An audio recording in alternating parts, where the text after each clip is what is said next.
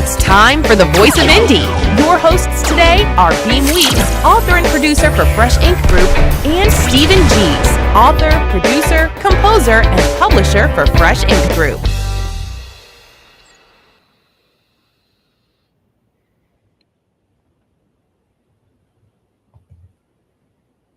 Hey. All right. Welcome to another episode of the Voice of Indie podcast. And this is number 232. Wow. Or 238, excuse me, 238. This is about what, the 8th or 9th of the video ones we've done? I'm Beem Weeks. This is Stephen Gies. How you doing? About 6. We're middle of February, right? We started the week of January. Yeah. So, all right. Al Di Meola today, the electric tour. He used to play with Returner Forever, Chick Corea. He's out there still doing it. Anthrax, they used to be a cow disease. Now they're a metal band. Oh, they used to be something that was popular to mail for a little while there, too, putting in envelopes and mail. Yeah, so before we kick things off, I want to give a shout out to Sally Cronin and Jan Sykes at smorgasbordinvitation.wordpress.com.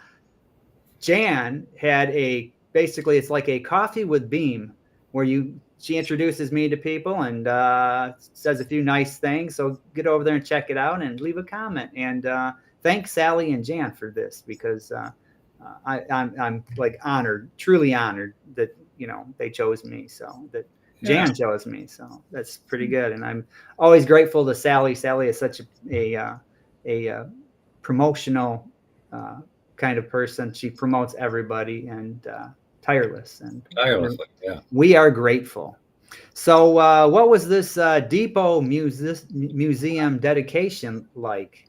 Well, those of you familiar with the show know that I've been touting Braden Dexter Green's book called Trains of Alabama, where he made it his summer project between middle school and high school to go around and shoot locomotives and trains and train yards and things having to do with the railroad industry. And he knows his stuff. I mean, he knows it really well. So he knows what are the rare units and the locomotives that there's only one of and who's still got the old Pate steam and all that.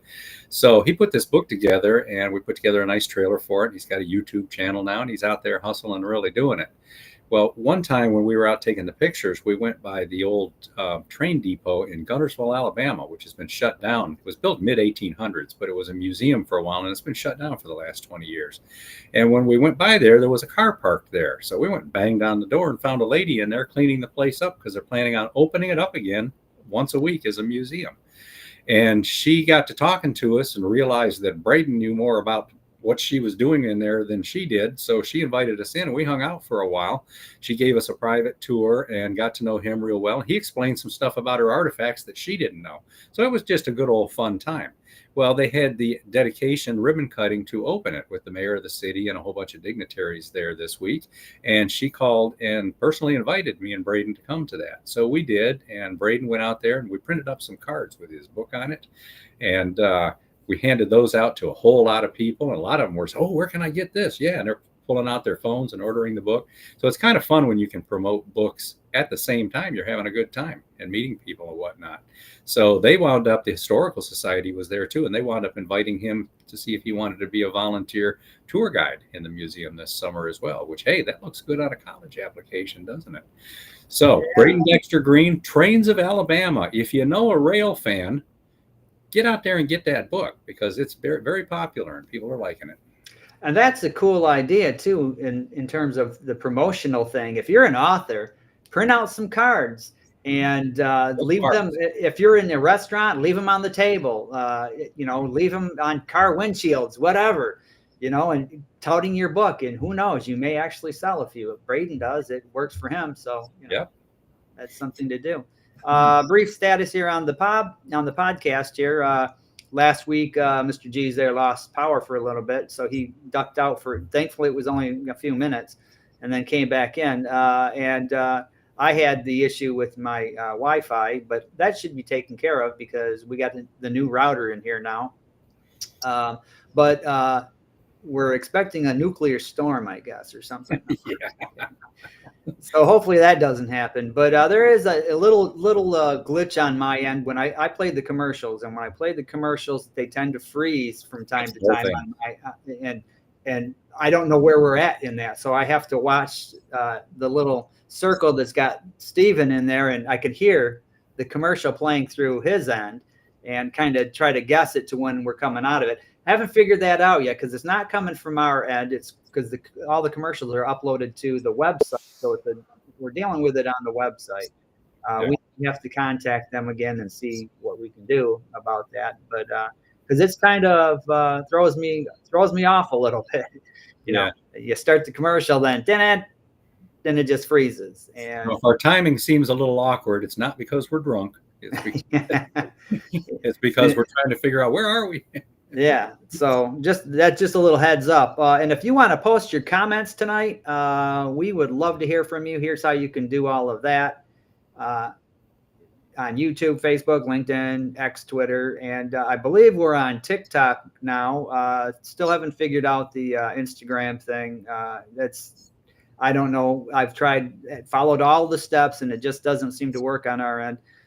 So we're going to run with TikTok for the time being, and that is over on I believe Fresh Ink Group TikTok, Fresh Ink Group Publishing, and I'll have more on that as the weeks come. Hopefully we figure that Instagram out because I think that's a little bit a better ride for us over there. So. All right, you've probably heard us touting StoryEmpire.com on this show before, and we've had some members of StoryEmpire.com as guests as well. StoryEmpire.com is a group of, I'd like to say 12 elite writers, but I'll say 10 elite writers plus Beem and me. And each week, 3 times a week, every Monday, Wednesday, and Friday, one of those writers puts out a post on StoryEmpire.com for the writer community. And it's about the writer life. It's how to write stories, how to tell stories, how to market and publish, and those kinds of things. And it's a very cool website. It's very popular with lots of followers, and we get lots of comments and stuff. So I just wanted to tout that again, remind people StoryEmpire.com. Now, last week, the U.S. Copyright Office released a big report with a lot of new guidance on what you can and cannot copyright with artificial intelligence created material or artificial intelligence assisted material. So if you go to StoryEmpire.com, click on the blog and scroll back a couple, you will find Copywriting AI by Stephen Gies. And Beam's recently had a cool one too. What'd you write about, Beem? My most recent one it's on slang. And, as a writer, you want to get that slang in your stories, but depends on what decade you're writing in. But it's not just what decade. You got slang in the 70s. You got slang in the 50s. Slang in the 1890s. I went way back and grabbed a few things from the 1890s. And there's some funny ones in there. It's like people actually talked like that. But here's the interesting thing. It's not just slang for different decades. You got slang. Australian English is different from British English, which is different from American English, which is different from South African English. Everybody's got their own little, like over here, it's the hood and the trunk. Over there, it's the boot and the bonnet. So. And they put U's in everything. Yeah. Everything. G'day there. G'day. We just say, hey, how you doing? Yeah. G'day. But so it's just a little post on slang. And when you're writing the stories, I write a lot of stuff set in different eras. I don't know that I've ever written anything set in the now. It's usually in the 50s, the 20s, the 70s. I got one from 1910 that I'm working on right now. So you learn the slang and so on and so forth. Now, we have a newsletter. And if you want to subscribe to this newsletter, here's how you go about doing that. You go over to the freshinkgroup.com website and you can go scroll down and you will find that newsletter sign up. And you can sign up and get the newsletter in your email every Wednesday morning. Early, and it's about a 10-15 minute read. It's not going to take you all morning, but it lets you know who's going to be on the show this particular week, and it lets you know what new books we've got coming out. And our authors are often out signing books, doing book signings and whatnot, and we'll promote that and all things Fresh Ink Group and all things indie authors for that matter. And we've got a YouTube channel, and we would love to have you sign up for that as well. Subscribe to the YouTube channel. Help us grow this, make this thing a big deal, bigger than what we've got going. So check it out. All right. I've had a lot of people ask me lately, well, what are you doing? You're out there all the time touting these books that Fresh Ink Group publishes and, that your friends write and whatnot. So I just want to give people an update. Two of my novels, What Sarah Saw and Dance with the Lights, I'm going to be reissuing this year with new editions, with new versions of those. And I'm also starting a new series, the first two books of which are drafted, called Rich Mr. Fix.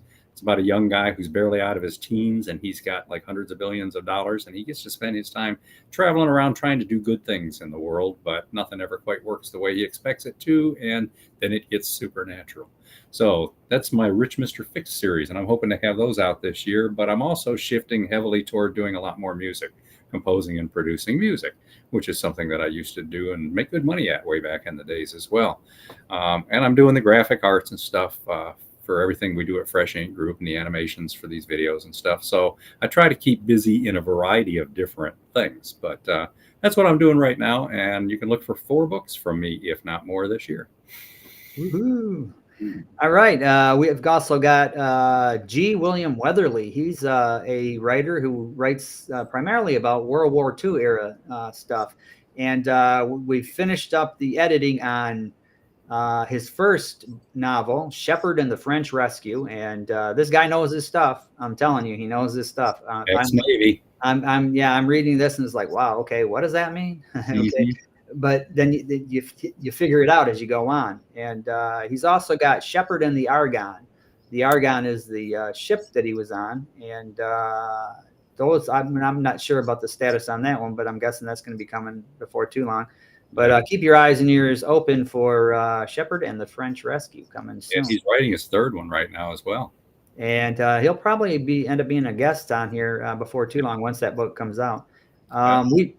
We have an archive, the old show, that's the old audio only show. That's still up on Spotify and iHeartRadio. So you can go over there and all these other places as well. And this show is archived in these places, the video production here that we're doing nowadays. So go over there and check that out. And if you want to contact the show, here's how you can do that. Go over to freshinkgroup.com and you see that big red arrow pointing to it. It says contact. That's where you want to be. And get this over here. And there we go.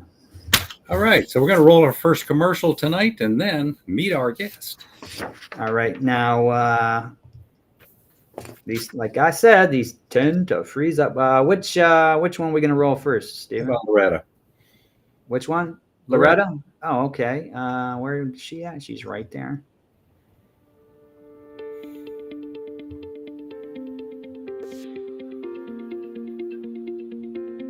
Loretta Spencer grew up passionate for helping others. Her volunteer work in support of local causes grew into deep devotion to the city and people of Huntsville, Alabama. She went on to serve 3 terms as the city's first woman mayor. In this candid memoir, Loretta recounts her early rise in politics, the campaigns, the deals, and the accomplishments that helped lead Huntsville to grow into Alabama's biggest city today. Loretta shares original photos, clippings, letters, notes from notables, and much more as she tells her personal stories and chronicles this important era of women's history. Read Loretta Spencer, A Passion for Service, a candid memoir by the first woman mayor of Huntsville, Alabama. Proudly published by Fresh Ink Group, Loretta Spencer's story is available in jacketed hardcover, glossy softcover, and all ebook formats.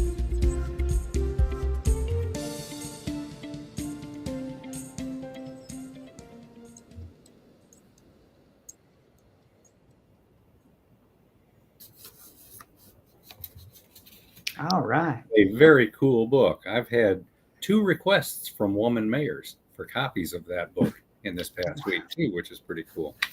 So let's meet today's guest, David Carroll. He's a journalist, a broadcaster, and an author in Chattanooga, Tennessee. He began his career in radio and has worked in television news since 1987. He has authored 4 books: Chattanooga Radio and Television, Volunteer Bama Dog, Hello Chattanooga, Famous People Who Have Visited the Tennessee Valley, and I Won't Be Your Scapegoat, David Carroll's homemade social media Blunders, and that's Homade, Homade, Homemade Social Media Blunders. His weekly column appears in more than 50 newspapers. He and his wife Cindy have 2 sons, Chris and Vince, and you may contact him, arrange speaking appearances, or submit more social media blunders, like he used in his latest book, to radiotv2020@yahoo.com. So let's meet David. Hi, David. Hi, David. Always good to see you. Thank you. Always good to have you on this show. So how about we get started with where are you originally from, and how did you get to where you are now? Well, I grew up, I guess I should get the log cabin part. I grew up in Bryant, Alabama, on Sand Mountain in the northeastern corner of the state, just a few miles south of Chattanooga, and remained in that area. Live in Chattanooga now, but that's my home base. And Sand Mountain, Alabama is where I go when I want to breathe some fresh air and see some real people. Yeah. All right. We got a whole bunch of comments out here right now. People saying hello. Window.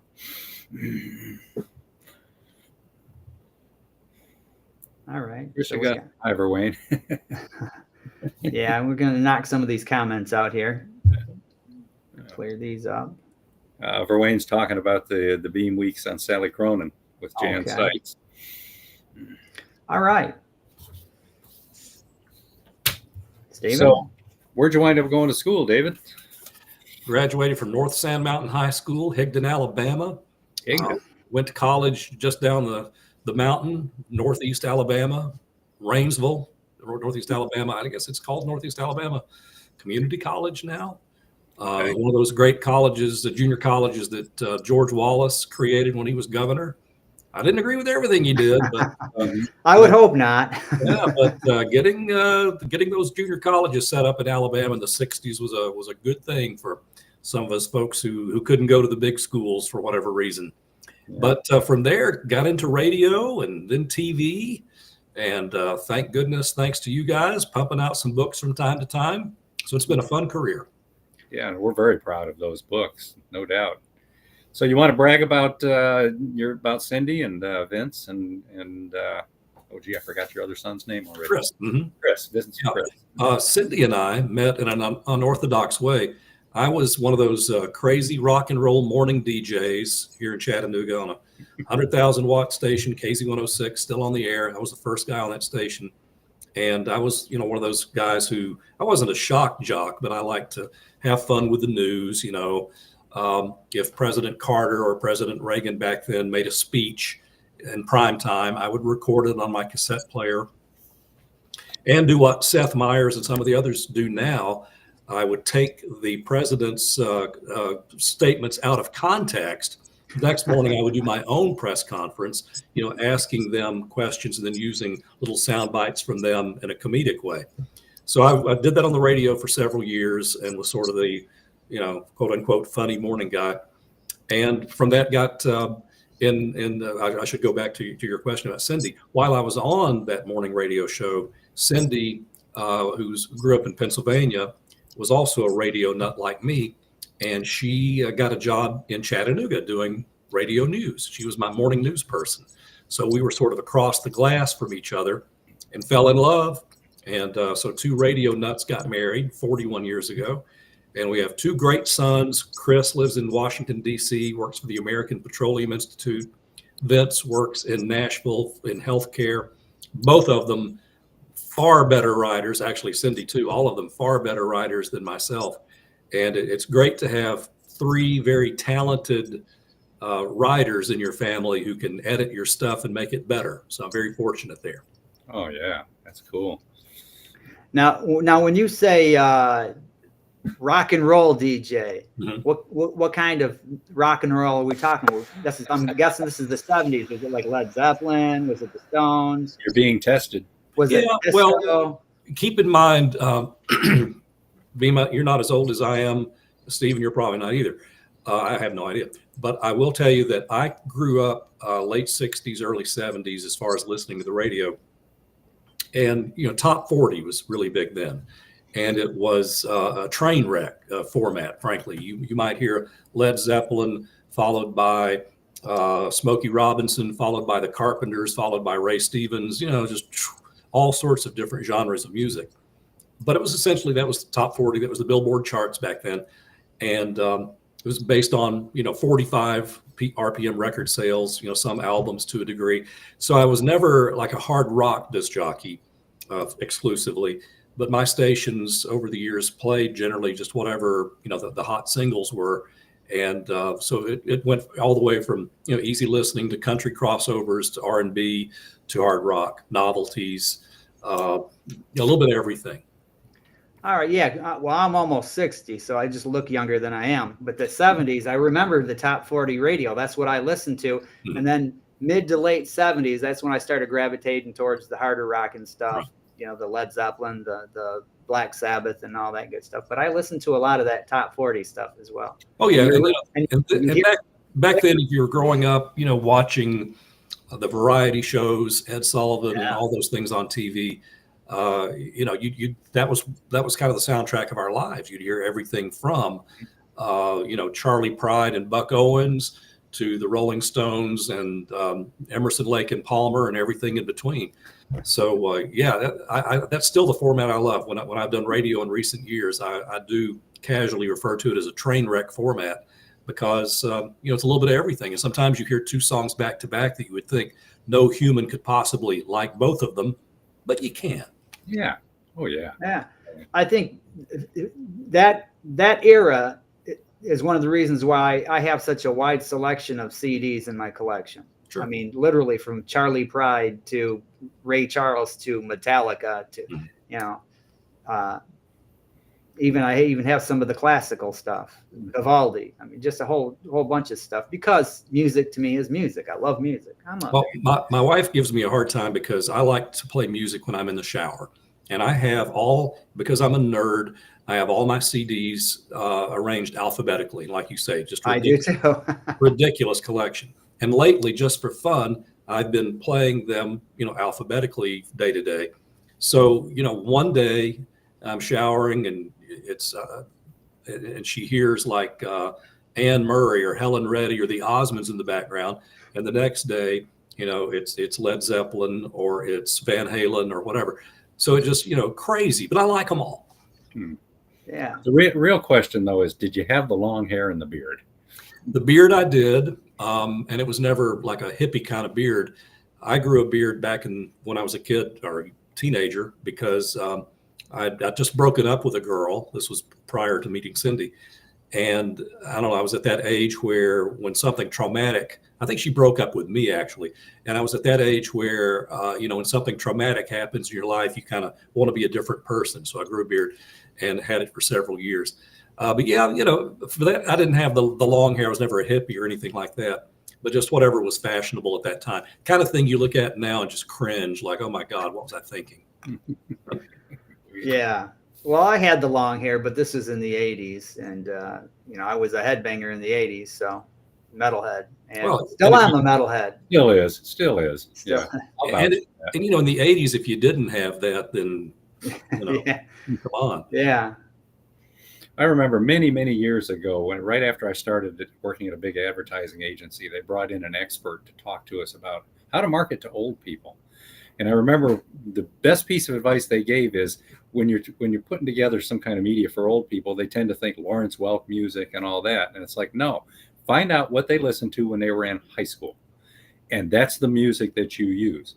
Now I'm 66 years old and I'm seeing Led Zeppelin music in AARP commercials and stuff like that. So apparently somebody was paying attention to that lesson. Yeah, that one of my first lessons in radio, one of the ways you would make extra money back then was by doing dances. We had, the setup where you could play the records and the speakers. Oh, yeah. You'd go to the dances and whatever.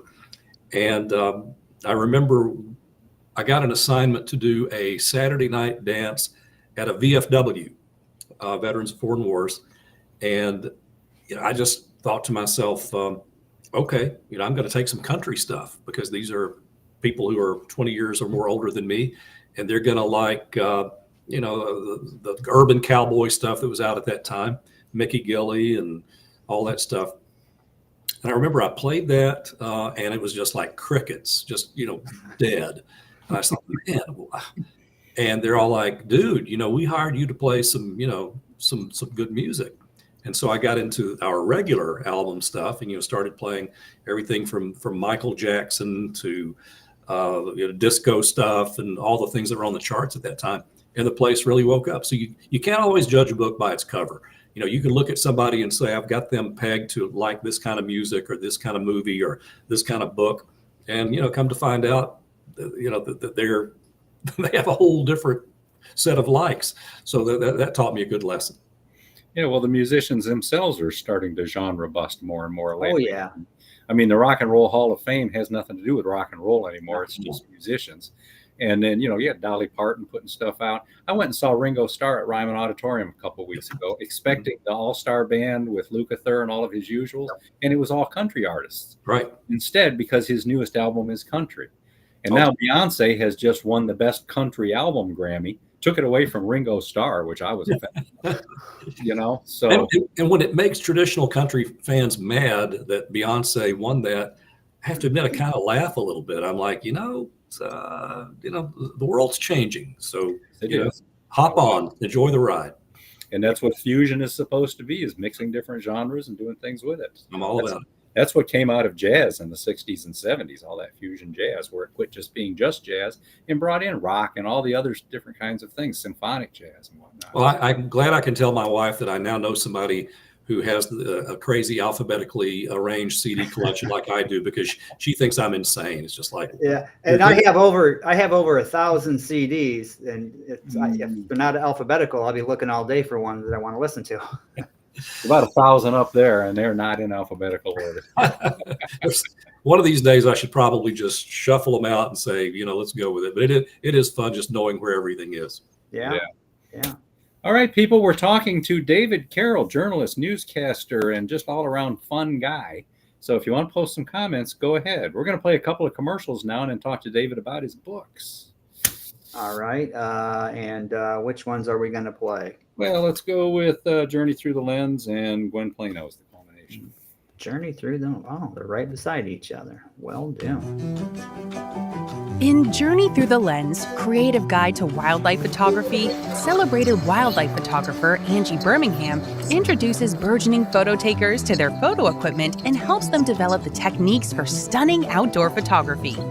From mastering exposure to optimizing focus and lighting, Angie shows how to find the right styles to tell visual stories and present compelling images. Learn landscape composition along with the best ways to shoot animals, birds, and flowers. Find out how skilled photographers capture all the details while manipulating backgrounds and mood. Order a digital copy in your favorite ebook format or collect a print edition in full-sized paperback or case laminate hardcover. Available worldwide from your favorite bookseller. From newcomers to professionals, everybody who loves taking wildlife pictures will thrill at how easy Angie Birmingham makes it for you to continue your own journey through the lens.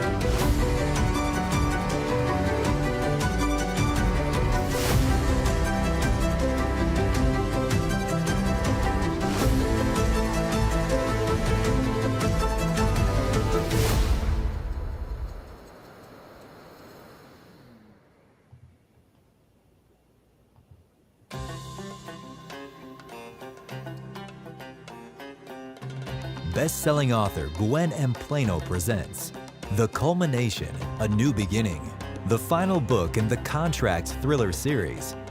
In the first book, co-penned by best-selling author John W. Howell, the Earth is threatened with a catastrophic event, and Heaven's leadership intervenes with extraordinary measures to ensure the survival of the planet.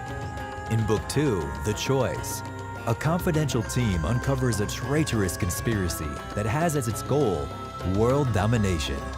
The pressing question is, who can be trusted and who cannot? The Culmination, A New Beginning brings the Contract thriller trilogy to a close. After an assassination attempt on an Air Force base in Northern California, tensions mount. Heads of state meet to craft a denuclearization agreement. The meetings between these nuclear powers take a murderous turn. A nefarious conspiracy reemerges and leads the characters into the heart of the Middle East, where they encounter the unexpected and find a reason for hope. Grab your copy now of The Culmination, A New Beginning by Gwen M. Plano. Available worldwide in hardcover, paperback, and all major ebook formats. The Culmination is proudly published by Fresh Ink Group.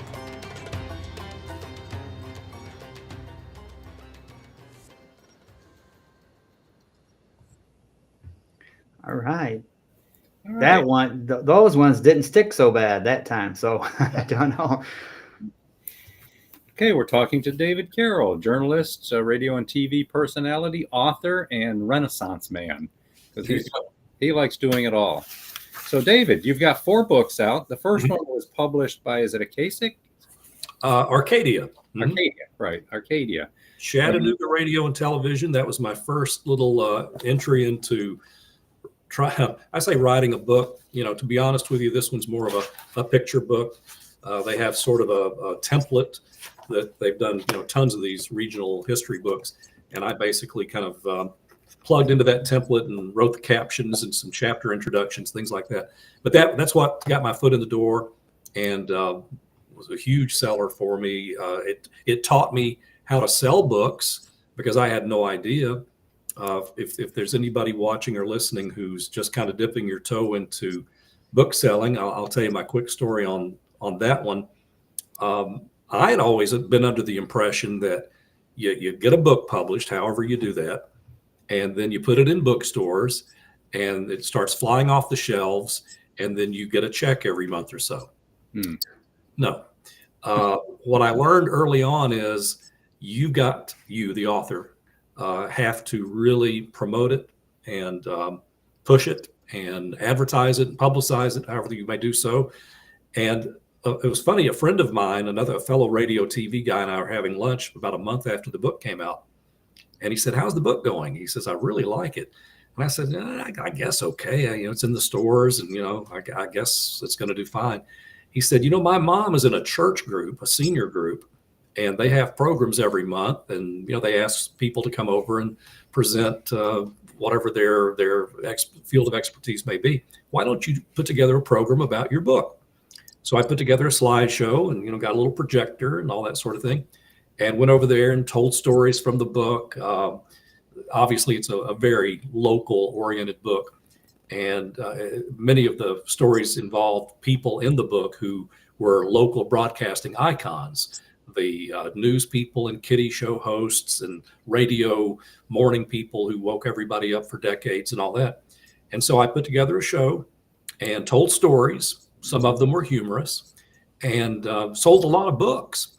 And somebody who was in the audience that day, belonged to a Rotary Club or a history club. And they said, "Hey, would you come do that for us too?" And long story short, boom. Like in that first year, I did about 100 of these events. Second year, more than that. My sons actually had a T-shirt printed up called the David Carroll Book Tour, kind of like a rock group thing, where it listed every date and place that I went. And they gave it to me for Christmas or something. But that really woke me up. I'm like, cool, you can actually write a book and promote it just like the big people in New York and LA do, and have some success with it. And that led to the next. Yeah, that was also a prime example of getting out there and being able to meet your audience. Oh yeah, loved it. They give you feedback. They give you reinforcement. They encourage you, if nothing else, and you see what they like. It gives you ideas for your next book and your next presentation and whatnot too. So that's exactly what happened. And in fact, when I would tell those stories, people would say, "You should make a book out of those stories." Like I said, the first one was pretty much a picture book, and there wasn't really a lot of room to elaborate on anything other than the captions and things like that. So that led to my first one with Fresh Ink, Volunteer Bama Dog, about 9 years ago. And it's basically a collection of columns and blogs I had written that grew from the first book and my appearances in front of groups, because I knew what stories made them laugh. I knew what stories they asked about, or the people, the institutions, or whatever it may be that they were interested in. And so I wrote like 800-word columns or essays that I would publish on my website and some newspapers. And that book became a collection of those. So it was, for someone who had never really thought about writing a book, for someone who had never been taught how to write a book or how to market a book. All this was on the job training, but it became one of the things I'm most proud of. I mean, I've been in radio and TV since I was a teenager. That's 50 years. And this little side gig of doing books the last few years is, if I pass away tonight, in an obituary about me, I would like writer to be the first word that describes it. That's what I'm most proud of.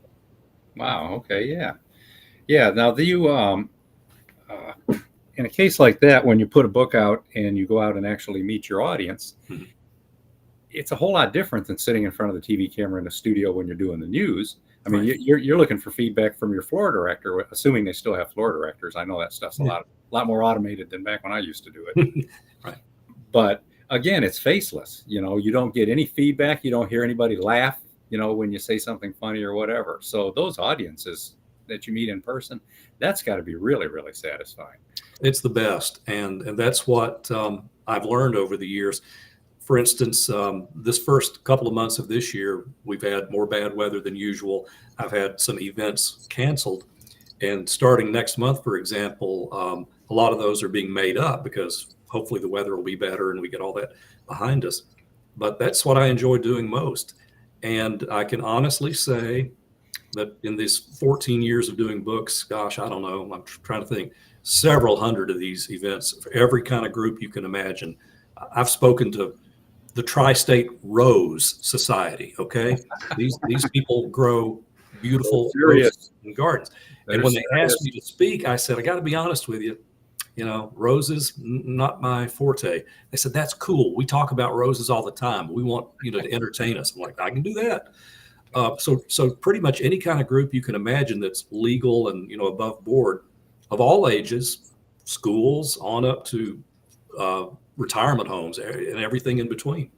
And I have about 5 or 6 different programs that I can do based on any number of the books, everything from humor to history to current events, anything like that. But it's I'm sort of a very low level entertainer. You see the big acts that play Vegas. I'll never be on that level, but in my mind, in my heart, if I'm going to speak next week to a community group, a neighborhood group that meets every month or two, a book club, a Rotary club with heavy hitters and big spenders, or a library group, whatever it may be, I want to tailor my program to them. I want them to see the highlights from my book. I want them to hear the stories. I want to make them laugh or smile, which I can't do on the news every day. Yeah. And it's just, a rush every time. And I want the people who hear me do these book events, I want them wanting more. I try not to overstay my welcome. I try not to, stay until everybody's nodding off. I think a speaker needs a beginning, a middle, and a finish. And that finish needs to be something that leaves them smiling. So you try to do your best stories, your funniest story, whatever. So it's my way on a very local level of entertaining. And I have no talent, guys. I can't sing. I can't dance. I'm not a comedian per se, but I feel that I can tell stories. And after you do enough of these book engagements, you kind of know which ones work and which ones don't. Oh, yeah. And you eventually kind of hone it down to a 20-minute or 30-minute, whatever the time you're given slot. And it's there's nothing better than going out and making people smile and, frankly, clearing a little money on it. So, it's been fun. Yeah, and you get people stick around afterwards, want to talk to you and get an autograph and things like that. I went to one recently where the author did the presentation and then beat it to the door. And it was like, no, I went there because I wanted to have him sign my book, and I didn't get that. I got to see the guy, but I didn't get my book signed. And I was really disappointed. I learned that lesson early on because I went to an event, a guy who was very intimately involved in 9/11, in the Pentagon, wrote a terrific book about it. And he obviously brought some books to sell to this huge trade center type size audience. And it was a noon to 1 luncheon. And I think he was probably given, the usual 25 or 30 minutes. Every group meets at noon, has a 15 or 20-minute introduction, and they introduce their speaker, and they need about 5 minutes to wrap it up. So most of those events, you get 30 minutes, 35 tops. Well, this guy was very good, and he had an amazing story to tell of, things behind the scenes that we just didn't know about 9/11. But, 20, 25 minutes into his act, he's at about 1:30 that afternoon. In other words, he's kind of doing a timetable of events that happened that day. And we realized, oh my God, this guy is going to go way over. And nobody was giving him a rap because, he was some kind of general or something. And when he was about halfway through his presentation, people, were walking out because they had to go back to work or whatever. And about half the audience had left by the time he finished, which means, half the audience who wanted to buy his book just couldn't wait any longer. So I've learned, you kind of live within your limitations there. Yeah, definitely. All right. Well, you've introduced Volunteer Bama Dog. I think we should play that trailer. What do you think, Beam? Bring it on. All righty, we can pull that one up. Volunteer Bama Dog. There it is. All right. Fresh Ink Group presents Volunteer Bama Dog, a TV guy's love letter to the South. I'm David Carroll, longtime Chattanooga broadcaster. Volunteer Bama Dog is a collection of my stories shared on TV, in newspapers, and online. From growing up in an Alabama country store to a long career in radio and television, I'll introduce you to the kinds of Southern characters we've all known or wish we knew.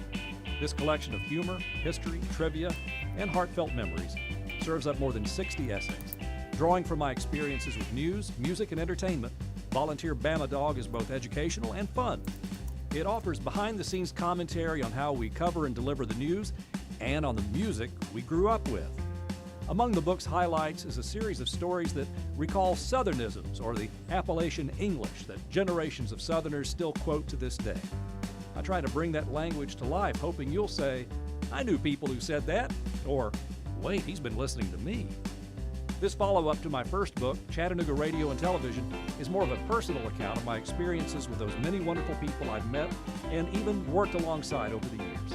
I hope you'll join me as Volunteer Bama Dog celebrates the stories and people of the South. Volunteer Bama Dog is available worldwide in hardcover, softcover, and ebook formats, including iBook, Kindle, Nook, and more. Volunteer Bama Dog is proudly published by the Fresh Ink Group.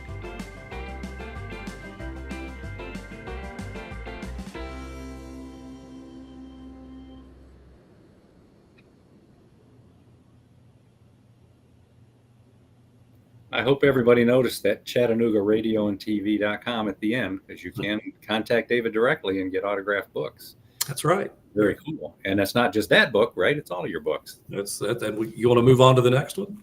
No, we want to hear a little bit about Volunteer Bama Dog. Okay. All right. We've grabbed a few stills out of the inside too, okay, just to throw up and put you on the spot and ask you, who are these people? What's this picture about? Sure. Yeah. Tommy Jett there was the rock and roll DJ that everybody who grew up in Chattanooga remembered. He passed away maybe a year or two after that book was published. But a lot of us who, whether we grew up in Chicago, Chattanooga, New York City, whatever city you grew up in, if you're a baby boomer like myself, there was a voice on the radio that put you to bed at night or got you up in the morning or greeted you when you came home from school. Tommy was that guy. And I remember I did a book signing with Tommy around the time that book came out. And, grown men, wealthy men were coming up to see Tommy and to buy the book, thank goodness. But they had tears in their eyes, like, man, you were the friendly voice in my younger years, when things weren't going well at school or things weren't going well in my love life. You were always happy and playing my favorite songs. And I don't think you know how much you meant to me. So I did one of the essays just on him and his long career and, people like him who really made a difference in people's lives. Nice. Yeah. Well, now, now, before you get to this one, here's a question Patricia Guthrie has. Now, I think she's meaning to say, where did you get this title? A Volunteer Bama Dog. Yeah, and That was a tough one. I've learned, and perhaps some of your authors have too, that one of the hardest things to do is coming up with a title to the book. I can truly say that in pretty much all the books I've written, that's been a struggle, because you want something that'll catch people's attention. It'll look good on the spine of a book, a cover of a book that people can remember. This was one of my favorite essays in the book. I'd written one that just got tremendous response in the newspaper. There are only about 30 or so places in the nation where you can stand in 3 states at the same time, where the states adjoin each other and there's no body of water or anything like that. And learned that the one that connects Tennessee, Alabama, and Georgia in our particular region had quite a story dating back 200 years. And I tell, when I wrote that story, about how basically the surveyors of the 19th century actually miscalculated and placed that state line marker in the wrong place, where it should be in the Tennessee River, which would enable Georgia to have access to Tennessee's water. It just got tremendous response. And I also was able to pinpoint and give directions to the actual spot where a monument had been placed, where you could stand with your left foot in Alabama, your right big toe in Georgia, and the heel of your right foot in Tennessee. And when I stood there, having grown up in Alabama, worked in Tennessee, passed through Georgia every day, I just thought to myself, hey, I'm a volunteer Bama dog. That kind of covered, all the bases. And the only bad thing about that title was a lot of people thought it was about football. And it wasn't. And they buy the book sometime and go, hey, I thought I was buying a football book. I'm like, well, you have to do your research. Well, for those who aren't familiar, what is volunteer? Tennessee Volunteers, the football nickname for the athletic nickname for the school. Bama, of course, the Alabama nickname, and the Georgia DAWG Dogs, Bulldogs. Yeah, the Bulldogs, yeah. All right. And what was the black and white picture we're about to look at again? Well, that's the family store that I grew up in. That's my mom and myself. I'm guessing I'm about 10, give or take a couple of years there. But some of my columns and essays that were in that first book were about growing up in the South and growing up among country folk and hearing the various phrases and Southern idioms that, I grew up hearing. And so that picture there, and I think I did write a couple things about my mom too. But that was a big part of my childhood, was that store and just meeting all the different characters who came in and out and kind of remembering the Southern sayings that they used. And that ended up being, about a half dozen newspaper columns, which are all in the book. And that's from my first TV job after I got out of radio. My co-host and I, Helen, did an early morning show that kind of call-in show. We were sort of a precursor to the Fox News and MSNBC, in that we would occasionally take positions on political topics. She would take one side, I would take the other. There'd be a little bit of sparring around on politics. Glad I don't have to do that anymore in this era. Yeah. One of my big things in my TV career has been covering schools. I've been doing that for about 30 years. And I love the atmosphere in schools. I love telling the stories teachers have told me. I love just frankly bragging on teachers. I think sometimes they're kind of stereotyped as, they have one job and it's 6 hours a day and 9 months a year. So I've written several stories of the challenges they face, how they go above and beyond to, be substitute parents and doctors and nurses to these kids. And I love telling stories that I've covered in schools.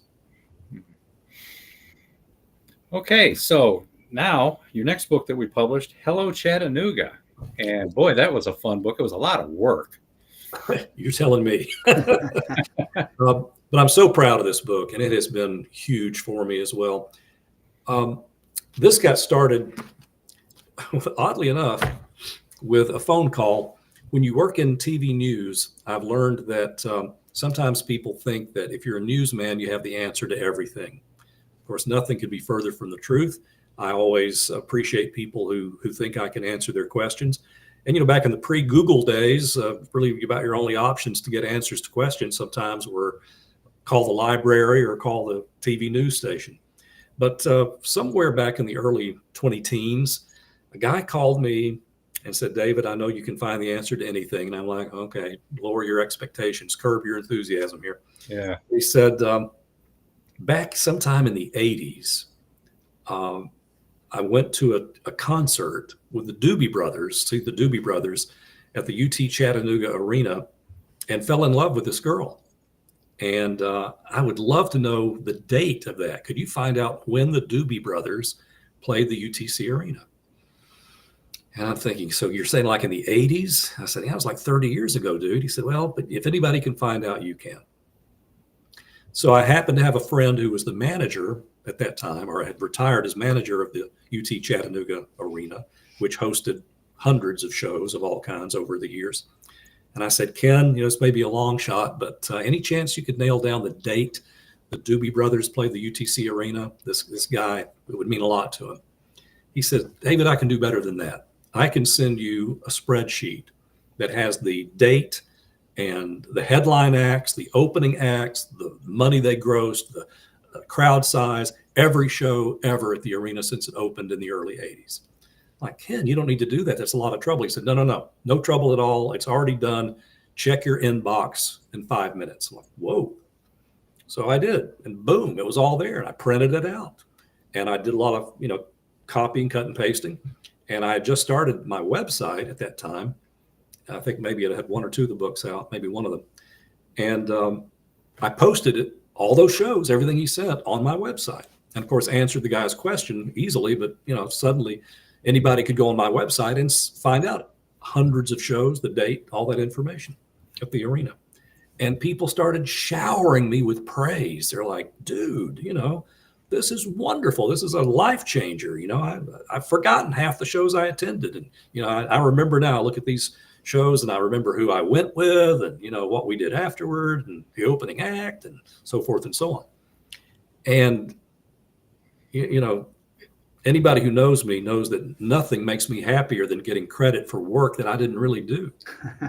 And I just thought, this is the coolest. And people started calling in then saying, hey, do Memorial Auditorium, do the Riverbend Festival, do the Tivoli Theater, do this, and I thought, well, yeah, it sounds pretty easy. I'll just call those places and snap, crackle, pop. They'll send me their spreadsheet, and I'll put that on the website. Anyway, long story short, it wasn't that easy. It was very, very hard to get the information from the others. But once I started that project, I couldn't stop.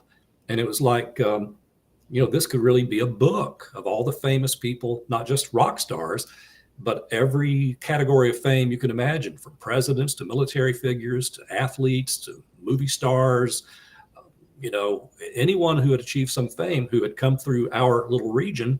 Why not put a date and a place and a reason they were here? And guys, as you know from working on the book with me, that I think I may have estimated it would be 300 pages at first, and it ended up being 800 or something. Mm-hmm. So it just really grew like crazy. And it happened, a lot of this work happened during the pandemic. And that's the only reason the book got done. Really nothing good came out of the pandemic, except it gave me time. I had the time working from home to actually finish it. And I spent 4 years on it. But it has been so rewarding. You all did an amazing job on it. I mean, there's an index in the back which enables you to Google Bruce Springsteen, or not Google, but look up Bruce Springsteen and find the exact page he's on and where he performed and all that, along with thousands of others. So it was just it was the hardest job I've ever had. It took more work. A lot of it was location work, because I would go places where they wouldn't let me remove their ledgers, and I would have to hand copy everything down. So it was just that to me, when I tell the story of this book to crowds, I show them the work that I had to do, because I recorded it, with photographs and things of the research that it takes. But that made me really appreciate true historians. I mean, I'm an amateur, but true historians who spend years, decades, sometimes, doing research on whatever topic they're writing about. And, my 4-year project was a mountain for me, but wow, other people, that's nothing. So I'm just really proud that I didn't quit on it.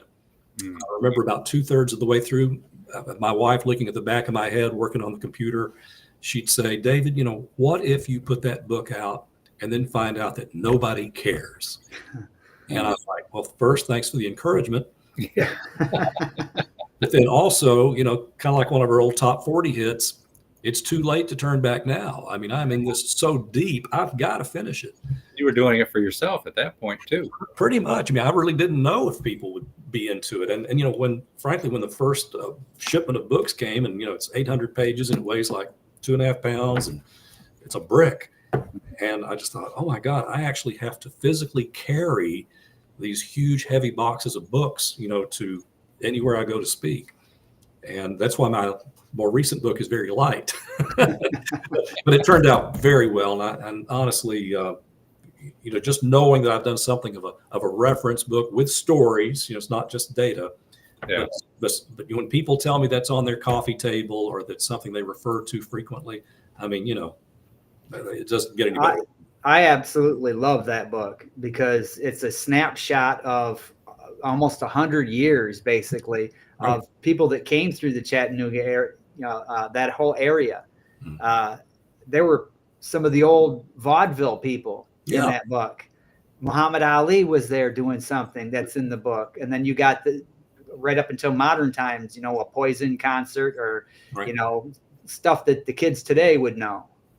Oh, and to me, having been born in the late 50s, I had a pretty good concept of, say, 70s forward. But for me, it was a trip learning about, presidents who had been here, like James Monroe, the 5th president, was here. Houdini was here. Helen Keller, Amelia Earhart. Little Debbie. Little Debbie. But these people from the early, Winston Churchill, people from the early 20th century, I had no idea. So it was fun going back into all the archives and just learning that, the Wild West cowboys who performed their shows here, and the first country stars you'd ever heard of, the Jimmy Rogers and all those folks that date back from the very beginning. It just, to me, brought a lot of these black and white pictures from my youth to life, knowing that, these people, for whatever reason, Teddy Roosevelt came here 4 times and stood on Lookout Mountain where you can allegedly see 7 states. I mean, it was just fun stuff to learn. Yeah. So let's play the trailer, Beem. All right. Go in here and grab that. There it is, the first one. Hello, Chattanooga. Famous people who have visited the Tennessee Valley. Features photos, stories, and complete listings of the entertainers, athletes, political leaders, and others who visited the area since 1900. Chattanooga has attracted some of the best-known celebrities in the world, thanks to our city's historic venues, beautiful scenery, and powerful people. Hello, Chattanooga features hundreds of restored photos, behind-the-scenes stories, and thousands of fully indexed entries spanning more than 700 pages. I'm David Carroll. I've worked in Chattanooga television and radio for more than 40 years. I also write a weekly newspaper column and have written 2 other books, Chattanooga Radio and Television, a photo history of Chattanooga media, and Volunteer Bama Dog, a TV guy's love letter to the South, a collection of my most popular stories. Hello, Chattanooga is proudly published by Fresh Ink Group in a keepsake jacketed hardcover edition with full-color interior printing, softcover with black and white photos, and all-color ebook formats worldwide. Take a trip back in time, enjoy great memories, and maybe even settle an argument as you learn the dates and places that your favorite star, athlete, or president visited the Chattanooga area.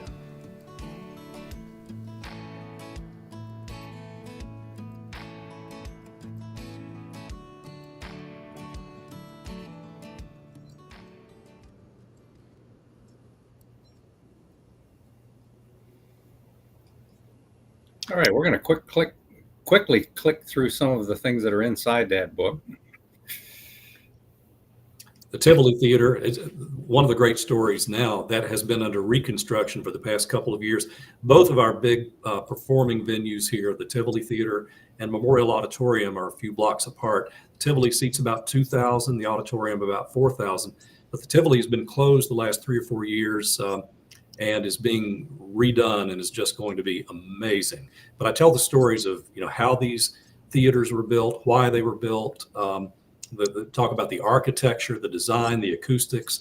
So, that's a little bit of a path off of the performers, but just a nice little history of those arenas and venues that we grew up in. Billy Graham, is one of the people featured in the book. He's 26 years old there on the stage of Memorial Auditorium when nobody knew who he was. He was doing Youth for Christ rallies. About 5 years later, everybody in the world knew who he was. Jim Neighbors on the right with a beautiful lady named Barbara Malloy, who's still. Golly. Yeah. Jim was from Sylacauga, Alabama, worked at the TV station that I have worked for the past 37 years. He worked there in the 50s and kind of became a star by accident. He was called upon. He was actually a film cutter, as they called it back in the 50s. And he was called upon one day to fill in for someone on the air and started singing. And nobody in the building knew he could sing. And that sort of became his persona later in his career. He would go on the Andy Griffith Show or other shows and, do this Southern hillbilly thing, which was not too far from his actual life. And then he would sing and everybody just went nuts. So it's always a joy to tell his story. Sinatra was here one time, 1940, with the Tommy Dorsey Orchestra. And the story on that was that he was the boy singer. Back then the instrumentalists were the stars. And the next day in the newspaper, the person who reviewed that show referred to Sinatra in the very last paragraph, saying also appearing was boy singer Frank Sinatra. 23 years old, nobody knew who he was, never came back to Chattanooga that I'm aware of. But it's fun to go back and spotlight people who were on our stages, who were basically, unknown, who later became a big deal. Marvin Gaye, this is one of those multi-artist shows that were so popular in the 60s. You read the stories now about how Motown would send like a caravan of stars on a bus. On this one bus, you've got Marvin Gaye, Martha and the Vandellas, the Four Tops. Other instances had the Supremes and Stevie Wonder. And, it's just amazing the amount of talent you could see on one stage back then. And as you see at the top, admission $2. Wow. Yeah. Dolly Parton, gosh, I have one of my favorite things to do when I do the live. Porter Wagner. Porter Wagner. Yeah. One of the things that I love doing at these live performances or book promotion things that I do are tell stories about the entertainers. Dolly Parton was on Porter Wagner's show and his bus. And before videotape became the common form of recording a TV show, they had to be done live. And so each week, they were sponsored by, I believe it was Martha White Flour. And every week, Porter and Dolly and Porter's band members drove to Chattanooga on a bus to do a Monday night live show in our little TV station, which at the time was located on Macaulay Avenue. And our crew members from that era loved telling about how seeing little Dolly, who was like 21, 22 years old, come off that bus with all these guys, and she's like 5 feet tall, and she's carrying a box about 3 feet high with her wig.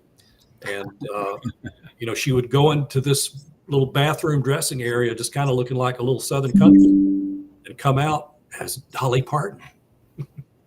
Wow. Alabama, the band, Hey.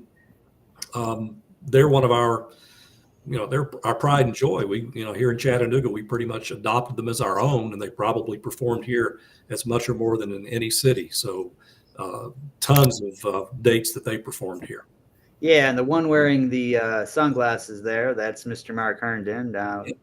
He's a Fresh Ink Group author as well. He wrote his memoir. We published it, and he's had some success with it. So.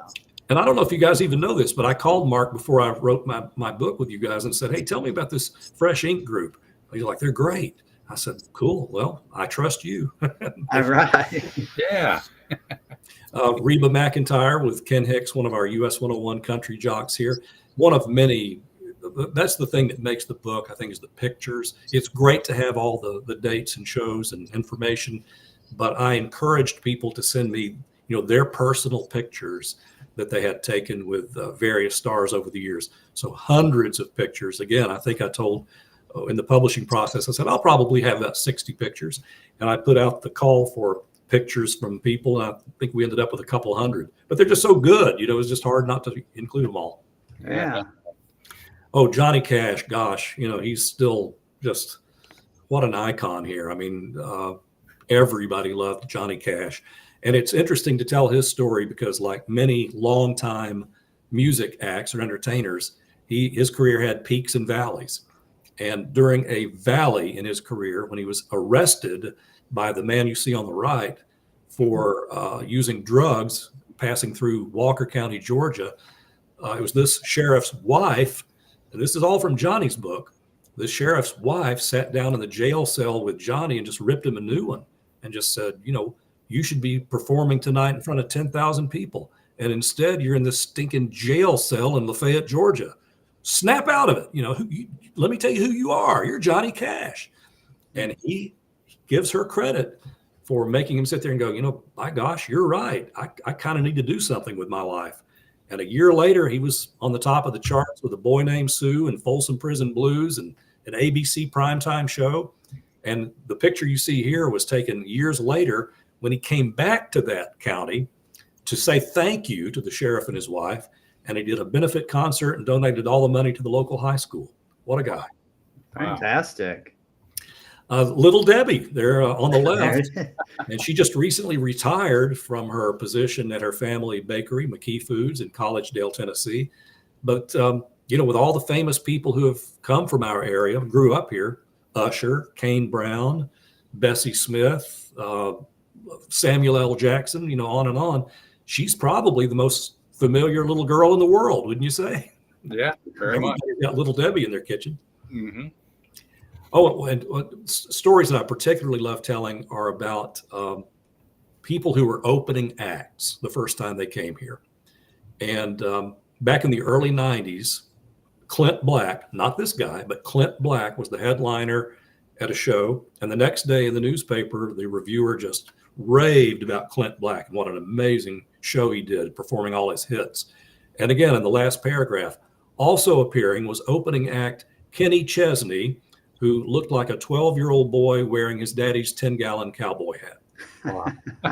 And I'm always like, I wonder whatever happened to Kenny Chesney, Yeah. But I tell people, this is a good lesson. Next time you go to a show and you've paid $100 to see the big name listed on your ticket, pay attention to the opening act. That guy or lady who's up there just kind of giving it their best while you're finding your seat and taking your coat off and, chatting with your neighbor. That unknown opening act could be Kenny Chesney, Taylor Swift, Celine Dion, and others who have performed here as an opening act. Yeah, that growing up, I've never missed the opening act because even if it was somebody I've never heard of, most of the time I have heard of them, but don't know much about them. And 9 times out of 10, I'm blown away by them and they become the big act. First time I saw Iron Maiden, they were third on the bill. Third. Third. And that was the fun thing in the book, in that, each show is listed headliner, opening act, or in some cases a third or fourth act. But yeah, those people are trying hard to become a headliner. Yeah. And like in the case of Kenny Chesney, sometimes they do. Yeah. A couple months ago, I went to a concert that had 5 acts, and the opening act was Corey Feldman. So maybe he'll work his way up to 4 or 3. Yeah. I don't think so. Not going to happen. No. Yeah, that's the goal. We all should have a goal. All right, we're using up our time here quickly, Beem. Let's roll that last trailer for A Scapegoat. All right. This is a hilarious book. Laugh out loud. We laughed out loud reading it.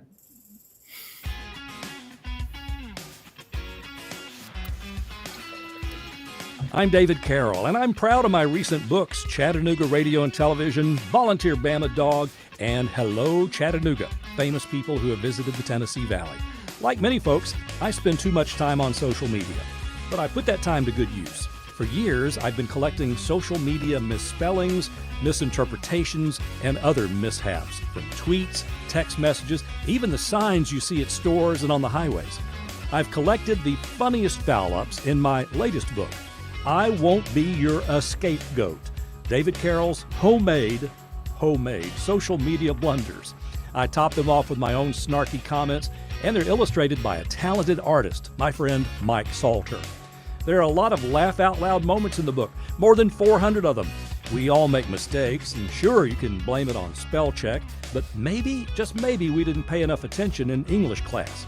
Either way, this book will bring a smile to your face or to the face of someone you love. We can all agree What the world needs now is laughter, and lots of it. I Won't Be Your Scapegoat, proudly published by Fresh Ink Group in softcover, jacketed hardcover, and all ebook formats.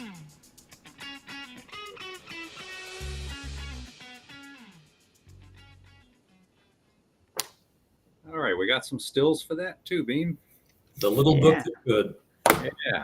Yeah, that was every time we talk about that, it's laugh out loud. We talk about because when Stephen and I were going through it, that's what we were doing, laughing out loud. I mean, it's that funny. I'm very proud of it. Fortunately, we do have some actual pictures from actual store signs, things like that. The boneless bananas, things Boneless of that. bananas. I asked the clerk at Publix who was putting the bananas out the other day if those were boneless, and he looked at me like, "What?" Yeah, they don't get it. Some of them don't get it. Yeah.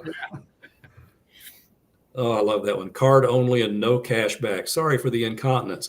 And as I tell my audiences, I'm like, I can handle the card cash situation, but that last thing, it's kind of a deal breaker, Yeah. Pastrami on a beagle. Yeah, well, you could get in trouble with the SPCA for that. But that was an actual menu item there. Oh, I love that one too at Subway. Due to high demand, we're currently out of salad bowls and pizzas. Well, it's okay with me. Oh, yes. Chester Drawers. You'll be a great asset to the company, Mr. Drawers. Just call me Chester. I was probably 30 years old before I knew it was chest of drawers, honestly. The spelling bee champion. Oh, I have so many spelling bee mistakes in that book. That one's just ripe for humor always. But when you said laugh out loud, sometimes I'll do book signings at supermarkets in towns where my newspaper column is done, and some of the people know me and some don't, and they'll come up to the table and they'll look over the books and things, and they'll ask about this one, say, "Oh, what's this?" I said, "Let me just tell you. You buy this book, you give it to somebody, you read it yourself, whatever the case may be. If whoever reads this book doesn't laugh out loud constantly, here's my business card. You just send me a note and I'll send you your money back. I guarantee they'll laugh out loud." Mm-hmm. And guys, I have yet to have to make a refund on that. It's been a real blessing. Now, well, if somebody doesn't laugh out loud to that, check their pulse. Yeah. Right. And I tell my audiences sometimes, I make this up, but I say, one of the reasons I wrote this book is, as you referred to earlier, we need laughs right now. And I said, I started writing this book at a time when there was a lot of, political sniping going on. A lot of people were down and out about the negative headlines and political, head knocking. And I said, I've got to write a book that will cure that will counter that will lift everyone's mood. And I said, if you'll notice, ever since this book has come out, all the political stuff's just gone. I mean, everything's good. I said, okay, well, I tried. Yeah. Now you are collecting for another book, right? I have enough, yes. Since that book, through the newspaper columns, I ask people to send in things they've seen. So that's kind of a lazy way to work. Sometimes I let people do my work for me. But they love to share, and gosh knows I can't see every stupid sign or read every misspelled text or whatever. So I've been very fortunate that people have helped me do these columns and books. Well, they're participating in the creation of the book as well. A lot of people like to do that, and then they'll spread the word and help sell the book as well. That has happened. It's been so cool, especially around Christmas time. People who give that book to loved ones, and then the loved ones contact me like, I got to give it to my loved ones. And so, just spreading laughs. I mean, I'll be honest with you. There are some days when, just like everybody, I come home from work and like, am I doing anything worthwhile? And then I get an email or letter or whatever telling me, experience like that. I'm like, well, if nothing else, I've made somebody happy. So that's cool. Oh. Now, viewers, we're going to find out how you can find, follow, and contact David, and then we're going to let him go for the night, and we're going to finish up with the top 25 list. We usually do that toward the beginning of the show. This week, we're going to do it toward the end. So, David, if people want to send you suggestions for your next homemade media blunders book, or if they just want to talk to you, get a hold of you, or follow you on social media, how do they do that? Easy. The email is a fairly easy email address. I like to refer to that. And it's basically radio TV, my loves, radio TV 2020 at yahoo.com. That's the easy way to contact me. As far as my website, which has archived every column I've ever written, also leads to my YouTube channel, which a lot of videos of my career and things that I've picked up over the years, is Chattanooga Radio TV.com. Very simple, and it's been around for about 12 years now, and you can go into the archives and see the columns I wrote early on. Hopefully I've gotten better. Columns that I wrote during the pandemic to try to cheer myself and everybody else up, during a very difficult time. And I think the one, like the most recent one that I wrote, is about the penny. We're losing the penny, according to what I've been reading lately. And so I wrote kind of an appreciation to the penny. There's things I'm going to miss about the penny, not necessarily how they weight your pockets down from time to time. And I'll admit, if I see a penny on the floor now, I look at it like, not worth the effort. But at one time in my life, I would have, jumped for that. So it's funny to take just things out of the news and try to turn them into something that, will hopefully put a smile on someone's face. Well, we used to have penny candy. So I was just talking to my mother about that. If you saw a penny on the ground, you picked it up and went to the store and got a piece of candy. I'm telling you, they used to, like Ben Franklin said, 230 years ago, penny saved is a penny earned. And there are aspects I'm going to miss of it. But, honestly, so many things that are in the news, especially right now, are difficult. And it would be easy, and it is easy for some people to write columns and stories that anger people. And there seems to be actually a concerted effort by some people in the writing and news delivery field to outrage people, to, what are we going to do to get people fired up today? And my goal is pretty much the opposite. I want to do whatever I can to get people's minds off that. So go to ChattanoogaRadioTV.com. You won't be deluged with politics and, opinions one side or the other. It's, hopefully a different way of looking at things. All right. So our guest has been David Carroll, and he wants to be known as an author first. Yeah, I'm proud of that. TV, radio personality, a journalist, and like I said, a Renaissance man. He's done quite a bit over the years. We appreciate having you on today, David. Well, and again, just thanks so much to you guys who have, when I put these books out, people look at them and say, wow, who did this for you? And I'm like, well, I wrote it, but there are some other folks who made it into a book who make it look like I know what I'm doing. So I think you're always fun to have on the show. And I said this before on the old show. I think you're kind of doing what Louis Grizzard once did, and you're doing a good job with it. Mm-hmm. Well, occasionally someone will use my name in a sentence with his, and he's way out of my league. But boy, that's a nice compliment. Yeah, I've got a bunch of his books right there. I'm looking at a heaping helpet of true Grizzard. He was a huge influence on me, and there'll never be another one of those guys. But yeah, if I can do something that can even lightly be compared to him, that's a good day. All right. Well, thanks again, David. And we'll be talking, and we're looking forward to your 5th book. Thank you very much, guys. Appreciate that. Bye. All right. So we're running short on time here, Beem. Let's race through this top 25 list. Let's do it. All right, these are the print bestsellers, and starting in the 25 slot, How to Teach Driving Behind the Wheel Lesson by Lesson, and this is the Instructor's Edition from Kenneth Lindquist. He's also got a Parents Edition. And then Dr. Najma Thomas's As We Remember, A History of the Women's Relief Corps in Beaufort, South Carolina. Now, those are starting at number 22, not at number 25, because the list reset, and these are the print books that have just been sold in the last few days. So there's only 22 titles in this list. Now look at that. David Carroll's I Won't Be Your Scapegoat. David Carroll's Homemade Social Media Blunders is in the list. And then we've got both the hardcover and softcover of Dave Hooker's Celebrate 98, the untold stories behind the Tennessee football Vols 1998 National Championship. And then in the 17 through 13 slots, we've got Princess Lil. Princess Lil is by Nell Cooper, whose book Nowhere to Go But Tomorrow is probably going to be a little bit higher on this list. It's the one novel that she wrote for adults. Then we've got How to Start and Run Your Own Food Truck Business in Florida by A.K. Wingler. That's both the hardcover and the softcover. And then Braden Dexter Green's Trains of Alabama, Short Lines, Rail Yards, Engines, Heritage Units, Rail Fan Photos, and more. This is the book that I mentioned at the beginning of the show, where Braden was invited to the depot dedication this week, handed out cards, and sold a whole bunch of books. That was pretty cool because people were following us around saying, where do I buy this? And then we've got Loretta Spencer, A Passion for Service, a candid memoir by the first woman mayor of Huntsville, Alabama, by Loretta Spencer. In the 12 through number 8 slots, we've also got Loretta Spencer again. This one's the hardcover edition. And then we've got both the softcover and hardcover of The Chair, Volume 5. Right. All in the Lamb and All in the Tack by Robert McKenzie.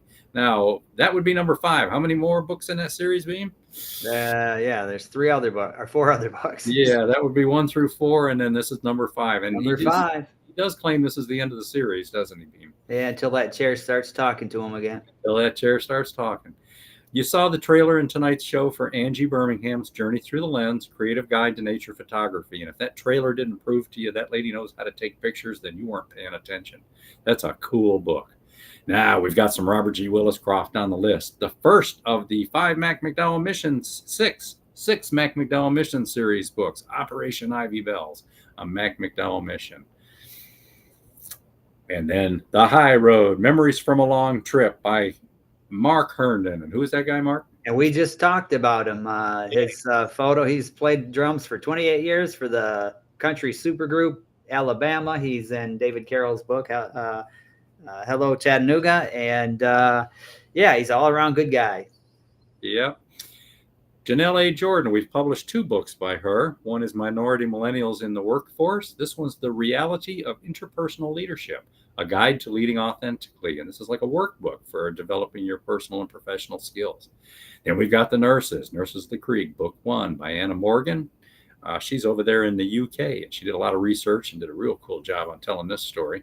Then we've got B.A. Johnson, Sassy Discovers the AME Church. That's the first of 2 Sassy books, which are illustrated chapter books for children. And I have it on good information that she's in the audience tonight watching. So hello, Barbara Johnson. And this gets us to our top 3, our bronze, silver, and gold stars. In the bronze slot, Trains of Alabama, Short Lines, Rail Yards, Engines, Heritage Units, Rail Fan Photos, and more. This is the hardcover edition by Braden Dexter Green. I cut off his name there when I made this. And then I mentioned Nell Cooper a minute ago. She's the author of Princess Lil for children. This one's Nowhere to Go But Tomorrow. This is a historical novel aimed at adults, and it's a very well-researched book. And Nell is out there right now proving to us that if you just keep booking events, showing up, talking to people, signing autographs, bringing some books along with you, you can start really selling some books. And she's been having it fast. And then in our number 1 slot this week, winning the gold star, retired U.S. Navy Lieutenant Commander Jerry Pate, Submariner, 30 Years of Hijinks and Keeping the Fleet Afloat. That's a 60-chapter memoir that's full of just all kinds of cool stories. So congratulations, Jerry. You made number 10 this week. All right. Yeah. Fantastic. All right. So we're about out of time here, Beem. We are. Yeah, so everybody, we appreciate you coming tonight, and we want you to know that next week we're going to have Angie Birmingham, that fantastic photographer, Journey Through the Lens. It's going to be on here. We're going to be putting up some pictures of hers on the screen. It's going to be razzle-dazzle. She'll be answering your questions if you want to post some. So we're looking forward to having Angie. And who we got after that? And after that, we've got one of our favorite people, John W. Howell. He's a good friend of the show. He's been on the show many times. Just an overall, all-around good guy, and he's a fun interview. So John W. Howell after that. And following that. Yeah, we go way back with John W. Howell. Kenneth Lindquist, the guy who wrote the 2 driving instructor books, one parents edition and one instructors edition for people who want to become certified instructors. So we're going to have Ken on the show. He's going to be talking about his books, and who knows, he might have a driving tip or 2. Ooh. Yeah, and then after that, we got the return visit of Zeta Alfaro. She was on the show about a year and a half ago, maybe 2 years ago. 2 years. Yeah. She's a singer, songwriter, musician, and an author. And she's got a new book out, so she's going to be coming in and talking about the new book, and we look forward to that. And after that, we've got Patty Wiseman. Now, Patty, we've known for quite a few years, too. We've never published any of her work. We're talking about an audiobook right now, but Patty writes novels for adults, and she writes children's books as well. So we're looking forward to having, I believe, the first time she'll be on the show. I believe she's been on before. Okay. I think she's been on before. 238 episodes. I'm lucky I remember what day of week it is. You know?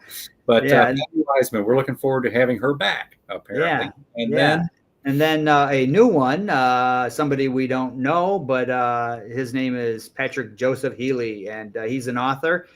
He will be the first guest in April 2nd, and he sounds like a really interesting guy. He writes some really interesting stories, and I'm looking forward to this. So tune in for that one. So everybody, we appreciate the support. We did pick up another YouTube subscriber this week, so I had to get up and do my little dance. So get over there and subscribe to that stuff. Subscribe to our newsletter. Help us spread the word, because we're really trying to build something here that helps everybody, helps independent authors. And as you can see, we don't just support people we publish. We support the entire independent author community, independent artists, independent creators as well. So we appreciate you coming. We appreciate you participating, and we definitely appreciate you spreading the word.